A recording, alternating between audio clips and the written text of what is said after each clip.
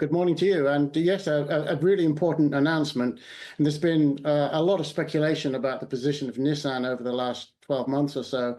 It's been trying to equalize or balance out its relationship with Renault, but it's been struggling. It's been struggling in the market. It's been struggling at home. It doesn't have the right product lineup. There are so many warning signs, so many red flags around Nissan at the moment that something had to happen. Whether this is the answer is another question. Exactly where I was going to go. Do you think that this is actually a good solution to tackle the competition that they're both facing from Chinese car makers? Well, at the moment, you could call it a traditional solution. Try to form a bigger group, pool the assets, and that way save some money on costs and hopefully develop the technologies that they need to compete in the future.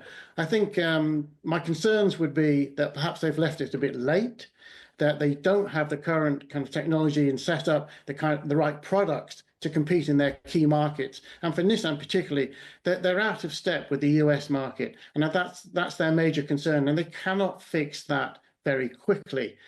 Meanwhile, of course, in the background is the question of what happens with those Chinese competitors. And what can happen there? If this merger is not enough to face off the growing Chinese competition, then what else can they do?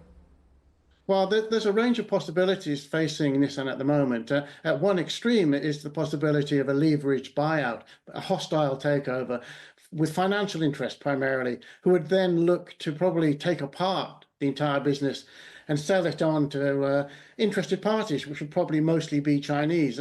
That's the sort of nightmare scenario as far as Nissan is concerned. I also like to understand. To that.